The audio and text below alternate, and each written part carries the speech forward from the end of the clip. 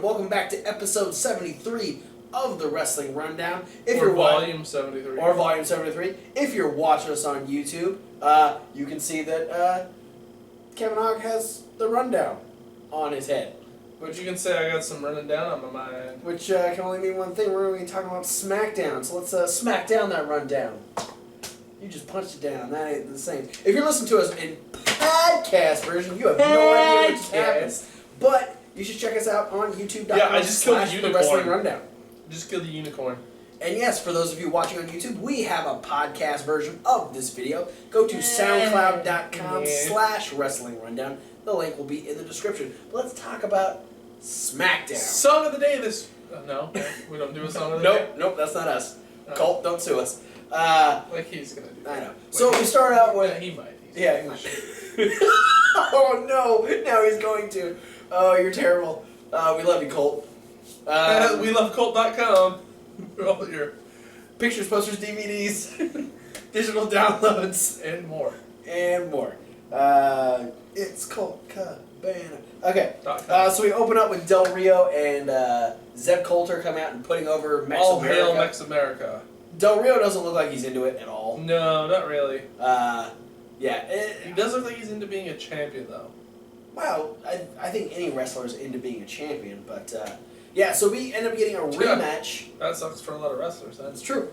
We end up getting a rematch from the number one contenders tournament from Raw. We get Neville taking on Del Rio. Fantastic match.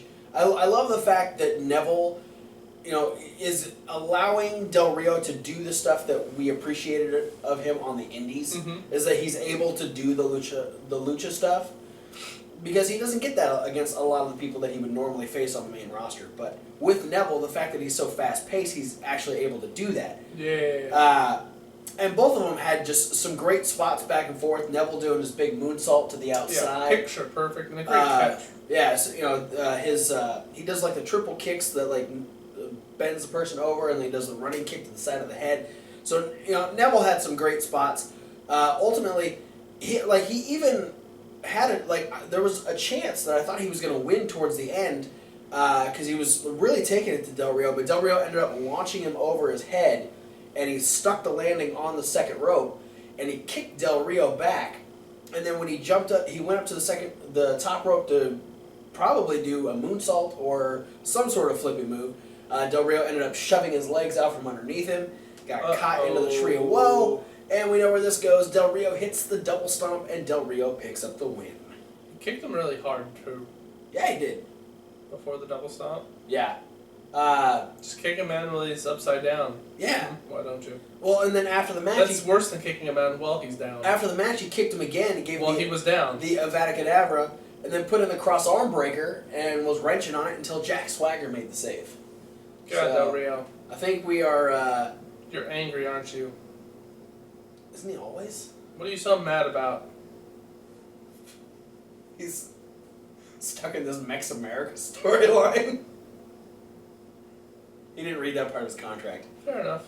Up next we have just heard United States Championship and was like, okay. Alright, cool. Up next we have the tag team return of the Usos on SmackDown, taking on the Ascension. Ooh. So, yeah. The Ascension getting a chance to really, I don't think the Ascension got a chance to go against the Usos early on when they first came up. I don't think so. Because Jay got hurt at WrestleMania, and it was not too long after that the Ascension really made their run on the main roster. But yeah, this was good. The Ascension playing a good base for another pretty hefty tag team. Yeah. But because the Usos are as dynamic as they are with their dives and whatnot, added a good dynamic for this match. Usos pick up the win. Jay hit a super kick on Victor and tried to go for the pin, but Connor broke it up. Go Connor. Jimmy gets back in. Jimmy gets back in and ends up hitting a double super kick with Jay on Connor, sending him out. They turn around, double super kick to Victor. Jay heads up to the top, hits a Superfly Splash, and picks up the win for the Usos. Then we have a Survivor Series, traditional Survivor Series rules, 4-on-4 this time. Elimination matchup. We have the Wyatt family. That's Bray, Luke, Braun, and Eric. Taking on the unfortunate victims of the Primetime Players and the Lucha Dragons. Yeah, No Face, Kalisto, DY, and Hepatitis O'Neil. If you can't already see where this is going, you're pretty blind, or you don't watch wrestling often enough. Alright, so I'm going to preface this by saying Luke Harper wrestled 85% of this match. He did! Like, Luke Harper, each member of the Wyatt family got an elimination. Spoiler alert, is a clean sweep. That's what I was referencing. But yeah, Luke Harper was in there for the majority of the match. Yeah, well, I mean, I mention it a lot, that I don't think Strowman or Rowan are super strong workers yet. Oh, no, not at all. And... Especially with Rowan just coming back from injury, too. Yeah. So he's got to try and get back into the swing of things. And then, there was that whole thing, not long after the start of the Roman Reigns Bray Wyatt storyline, saying that Bray Wyatt's been working injured. True. And per se, he hasn't taken any time off yet. No. Because he's been in the Roman Reigns storyline for a few months now. Since July. And has been moved completely right into a brand new storyline without any kind of a break in between. So he could technically still be working on a nagging shoulder injury. That's fair. I mean, he still gets in and he does get very physical. Yeah. I mean, granted, if he is working with a shoulder injury, he kicked ass at Hell in a Cell with Roman Reigns. Yeah. But yeah, Luke Harper wrestling most of the match. The first elimination was Darren Young. Braun ended up getting him in his chokehold over the ropes. And when the referee, before the referee called the disqualification, he dropped Darren on the outside. Darren ends up getting counted out. Mm-hmm. So not a very good start for the Lucha players. No, and then the next one, this was Sin Cara getting his head chopped off by Luke Harper. Yeah, and the discus clothesline of death and despair and doom and destruction and devastation. It was good. He tried though. The 5D clothesline. There was at one point we thought Luke Harper was going to be the only one to get eliminated from the Wyatt family because he was literally just taking move after move after move from Sin Cara. Sin Cara did about 4 different springing from the middle rope to the inside moves to Luke Harper. Well, and then so Sin Cara gets eliminated, and immediately Kalisto comes in, and Kalisto starts doing all the same stuff to Luke Harper. Oh yeah, starts getting all them lucha moves on. He ends up getting caught with a pump handle backbreaker by Rowan. Ouch. And then Rowan just destroys him for a little bit longer, hits him with a full Nelson slam, and eliminates Kalisto. This leaves Titus O'Neil all by himself with all 4 members of the Wyatt family. And we didn't mention that he had been in already and already got beat up pretty bad. Yeah, even while Kalisto was the legal man, Strowman pulled him off the apron and ran him into the guardrail. Yeah, Kalisto tried to go for a tag, and they used the referee's. The referee was distracted by Bray, and then Rowan and Strowman went around and took out Titus. And so Titus just didn't have a chance. He did make a little bit of a comeback and looked like he was possibly going to eliminate Eric Rowan. When he hit Clash of the Titus on Harper too. Yeah, he hit Clash of the Titus on Harper, which was broken up by Bray and Rowan. The referee had to back everybody up, and eventually this just gives everyone a chance. Like, Braun ended up getting in and hitting his choked out Titus for a second, dropped him real quick, just long enough to tag in Bray. Bray hits Sister Abigail for the win, and the Wyatt family clean sweep the Lucha Dragons and the Primetime Players. Shocker. Yeah.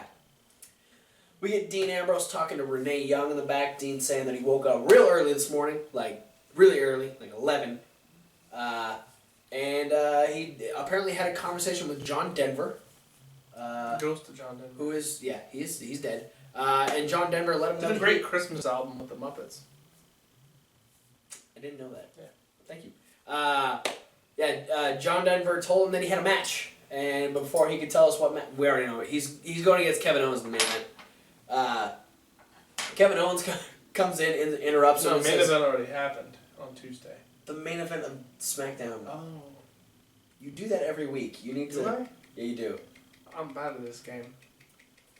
Kevin Owens. Is this a game? Yes. Am I winning? This is a show. Game show. Game show.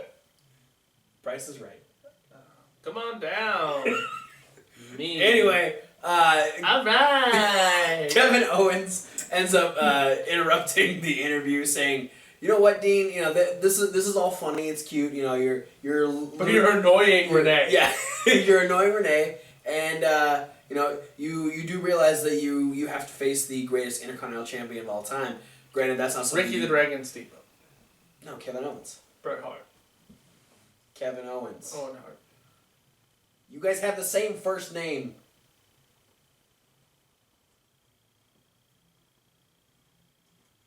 I'm gonna let you think about that. He ends up saying, that Dean has no idea what it's like to be a champion, and Dean's like, well, no, I think I do. I have to pin you, right? Which is, that's what I did on Monday, and Kevin Owens was like, well, yeah, but there's a difference between a 5-on-5 circus and a 1-on-1 match, and you're gonna find that out tonight. And then he walks away, and Dean says, John Denver warned me about that guy. Oh, I got it. Okay. Kevin Von Erich's brother, Texas Tornado. Totally. Up next, we have Ryback taking on King Barrett. King Barrett looking dominant through most of this match. A really weird ending to this. A weird one, but clever for Ryback. It was a good moment for Ryback. It's a good finish to a match that was kind of unnecessary. Yeah, there wasn't anything to write home about. And it was only like 3 minutes long. Yeah, it wasn't very long, and it was just another way to put Ryback over. Barrett had a sleeper hold in on Ryback and ended up lifting his legs up to what I imagine, if I'm supposed to make sense of this, he's supposed to go for a body scissors to maybe bring Ryback down. But instead, before he's able to wrap his legs around Ryback actually swings his legs up into shell shock position, hits shell shock, and picks up the win over Barrett. Yeah, I mean, Ryback's got a lot of stuff going for him now that he's got the power of the blue beanie. Beanie more. Beanie more. Beanie more. All right. Renee That's talks. because it's wool. Renee talks to Team Bad in the back. Natalia put out a challenge to On the Facebook. leader of Team Bad. And that would be Kevin Owens? I hate you so much. Don't laugh like you're proud. Yeah. Fuck you. If you Okay. hate me so much, why have you invited me back for 73 I episodes don't of the know. show? I don't know.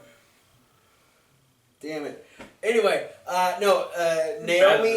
Naomi and Sasha both had comments towards Natalia about how she wants all this attention on her, and if she wants the leader of Team Bad, she's gonna get it. And Sasha actually says at the end, she says, if she wants the leader of Team Bad, then she's gonna get her, and she walks away. And Naomi and Tamina kind of give a look like, wait a second, does she think she's the leader? And so then we have Natalia in the ring. We have all three members of Team Bad walking towards the ring, and both Sasha and Naomi are stepping up. Yeah, they're both trying to get in the ring, and they kind of like get in each other's faces a little bit. They're like, wait a second, no, I'm gonna do this. Almost like there's some dissension going on. Yeah, and eventually Tamina's like, you know what? Screw you guys, I'm gonna do it. I think this whole thing was a ploy, actually, to convince Natalia that maybe her plan worked to cause the dissension, and then to swerve ball it and give her the member she was probably certain she wasn't going to get in the first place. Interesting. That'd be a cool little swerve that we might find out on Raw. But yeah, so Natty ends up going against Tamina. Good match. Yeah, good I like match. this one. The fact that both of these are two of the heftier divas. They've got a lot of power. Hefty. Hottie. They've Jeff got Hardy. Jeff Hardy. Yeah, they got a lot of power behind them, which is, it's nice to see, two very, size-wise, evenly matched divas. They're able to, like, really power each other over. Tamina ends up getting the advantage towards the end and tries to hit the Superfly Splash, but Natalya is able to get the knees up. She rolls up Tamina for the win, and Sasha and Naomi didn't look too happy. No. Tamina gave a loss to Team Bad. I appreciated this match a lot, specifically because we just had Tamina and Natalya together on Table for 3 this week. Yeah, if you guys aren't watching that show on the network, Shame on you. Table for 3 is a fantastic show, and the most recent one is Divas Generation. We get Natalya, we get Tamina, and we get Charlotte. All second generation or third generation divas. Like, it's a fantastic show. But yeah, the fact that they were talking, just the other day, really added to the importance of this match. Plus, Natalya just now kind of being introduced into this, this push forward of the Divas division. She didn't really get her time at the beginning. She's now being integrated into all these storylines. So, yeah, great match between those two. That leads us up to our main event, which is the Intercontinental Champion,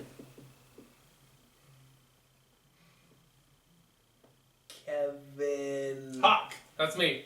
Kevin Owens. I'm not the Intercontinental Champion. No, you're not. Damn. Versus Dean Ambrose. When do I get 2K16? Another fantastic match.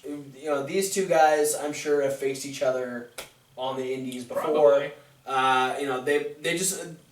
They're two guys that have natural chemistry, and coming from very similar backgrounds as far as making their way through the Indies, doing the deathmatch stuff. It was just great. And then Kevin Owens saying that his headlock is better. Mm-hmm. Like right off the bat, Dean Ambrose gets Kevin Owens in the headlock, and Owens is able to turn around and go, my headlock is better. This is something I'm going to say, which I've said before, and I'm probably going to say it again multiple times. Okay. Is that Kevin Owens' commentary in the ring makes his matches 900 times more entertaining. When he tells Ryback to put him down and I hear a lot of the WWE officials are against this. Why? But it really works for him. What? Like, why would they be behind that? Like, you're supposed to. If that's, build your character off of that. Just say weird shit, or just get up in there and go toaster oven. Hey, it could have worked for Eugene. Hot sauce. Tracy Spider Williams. egg sack. That's fucking weird. You said say weird things. You took it to a whole different level. Level 2. And to be fair, I said say weird shit. Don't misquote me, motherfucker. Space robot vampire shit. Okay. Fossilized dinosaur shit. So this one had a very... I don't know what to make of this ending. I'm not sure if I like it or hate it or if I'm indifferent. I am definitely indifferent to this ending, specifically. Right. Dean Ambrose... In life in general, I'm different. Dean Ambrose ends up kicking Kevin Owens, setting up for Dirty Deeds. But when he does, Owens drops. Yeah. And starts selling like Ambrose kicked him in the nuts.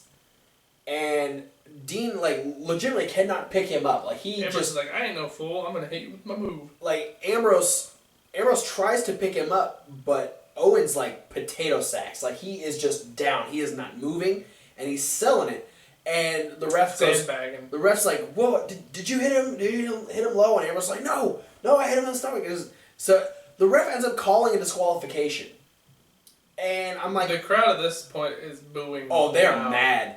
And so he goes out and I was expecting that moment, on the outside, Owens to grab the belt and start smiling. Ha ha ha, I got away with it. But he kept selling. And it wasn't until the replay played up on the Tron that the referee realized what happened. He goes, no, he kicked you in the stomach. He didn't...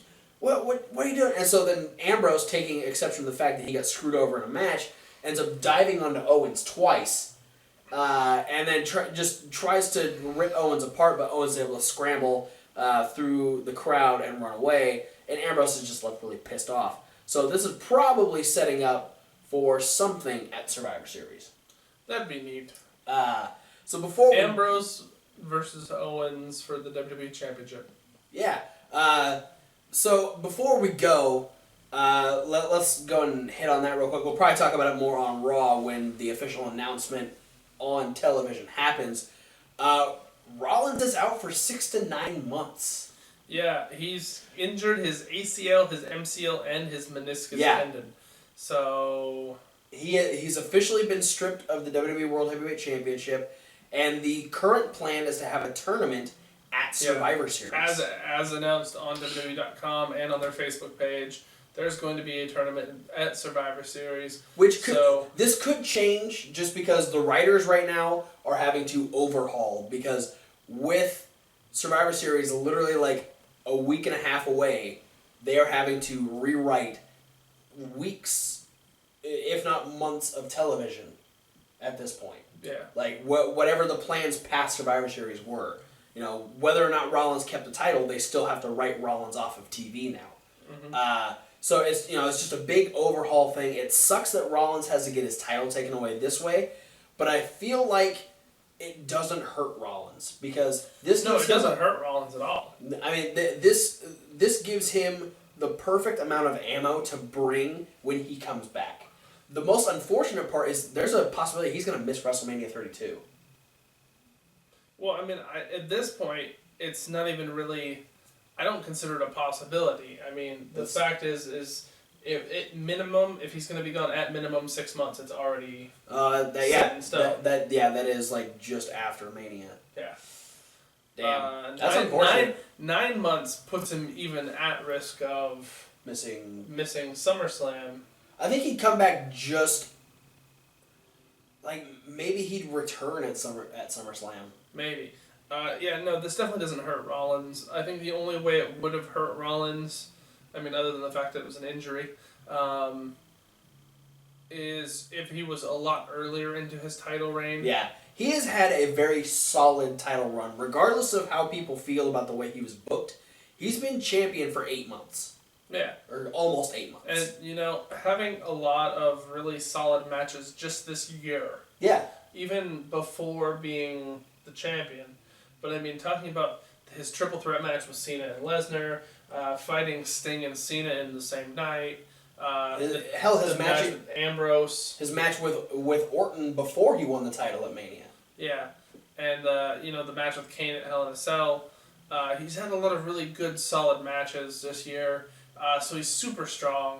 And, I think no matter what happens, how they play this off, or what, I feel like he's become such an expected staple on WWE television that when he returns, it's going to be a big fucking deal. It's gonna be Triple H level when he tore his quad, like that. Just the fact that Triple H was a monster heel, but because he came back from such a devastating injury, he was instantly babyface. Do you think we're gonna get the same kind of reaction from Rollins? Oh, absolutely. I think you're gonna need earplugs.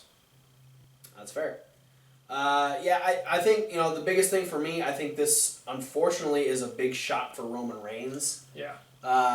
Because Roman, regardless of how you feel, I feel like if this was going to be his title win, it would have been a good time. He's on a roll right now. He's just coming off the heels of a great storyline with Bray Wyatt, and he's proven himself. He's upped his game. He's better on the microphone.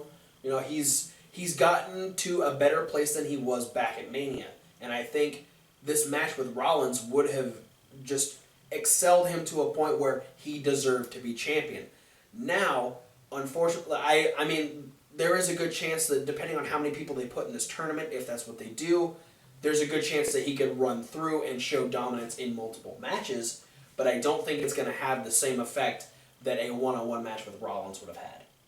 Absolutely. And, I think this is a big disappointment for the fans who got tickets to Survivor Series or who are planning on watching Survivor Series.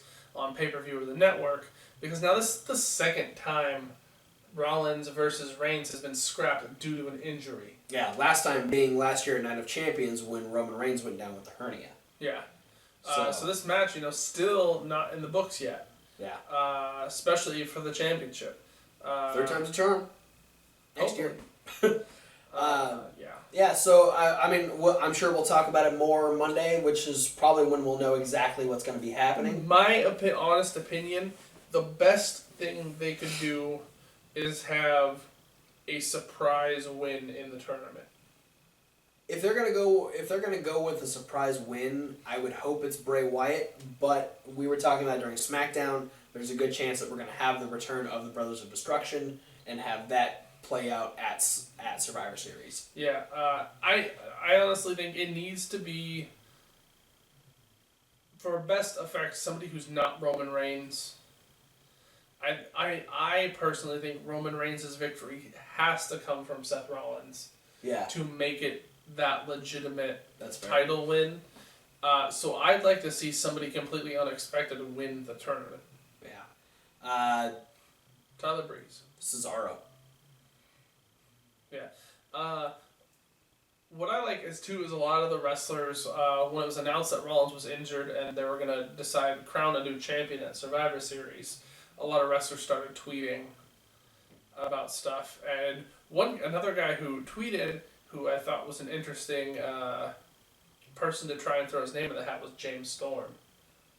That would be fantastic. I said, if you can bring some guys up from NXT for this. Just do a tournament of all NXT guys. Sami Zayn wins the championship. This would be a great let's do the Deadly Game tournament again. Well, that's exactly what this is. Let's make that all of Survivor Series. We don't, if we're not gonna get a bunch of Survivor Series styles matches, let's do the Deadly Game tournament again. Yeah. I'm totally down for that. And you're gonna know something fishy is up if Shane McMahon shows up. Uh-oh. Well, Mankind gonna make it to the finals. You know what? I'd pop if Shane McMahon showed up to Survivor Series. Gonna special referee the finals. Ah, there you go. Mick Foley versus Stone Cold. Alright, we're gonna get out of here. Thanks for watching. Thanks for listening if you're on SoundCloud. Be sure to like, favorite, subscribe, or like and follow us on SoundCloud as well. And like and follow us and favorite us and share us on all the social media networks that are below in the links, like Facebook and Reddit and Tumblr and Twitter and Instagram. Yeah. And we got some emails too. Yeah, we do. For those of you watching on YouTube, click those links. For those of you listening on SoundCloud, check out YouTube.com. That's what I was going to say. YouTube.com/The Wrestling Rundown for all of our links to our Facebook, Twitter, Tumblr, Instagram, Reddit, all that stuff that Kevin Hawk just said. The emails, if you got questions for us, if you want to talk. Comments, concerns, please for mercy. Anything, please for mercy? There. We hurting people? We could be. Who knows? I'm sorry. Been hurting you for 73 weeks. Thanks to our WrestleMania buddy Dustin for commenting on our What's up, Dustin? Our post, aka asshole with the flag. If you guys watch, aka a member of the Seth movement. Yeah, Seth movement. Thanks for commenting. Thanks for liking. Thanks for reblogging the videos. Thanks for the views. The midweek wrap up is already almost at 400 views, and it's only been up for a day. Holy shit! Thank you guys. Post down in the comments. Let's talk about some wrestling. What do you guys think is the best way? We're gonna make that our question of this video. What do you think is the best way they can capitalize on Seth Rollins' injury? Who do you think is going to be taking it? Who do you think is the best choice to take it? And where would you go from here? The best way to capitalize on it is for this whole thing to be a work, and that Seth Rollins actually shows up and wins the tournament. That'd be fantastic. Thanks for watching. Check out that playlist if you're watching on YouTube. We got a Raw review. We got the midweek wrap-up. You can rewatch the SmackDown rundown. Coming up next is Thomas's Top 5 for the month of October. His birthday edition. Yeah, and we're going to be having some indie news with some Chikara results. We got CZW results. And AAW results. And I'll be letting you know everything that's going to be happening next week at Ring of Honor's Survival of the Fittest. Not the results? Nope, not the results. I lied last time. Damn. Thanks for watching. Still Thanks for disappointed. listening. And we'll see you, or we'll talk to you, at whatever video/podcast you decide to watch/listen to next. That's hard to say. Bye, guys.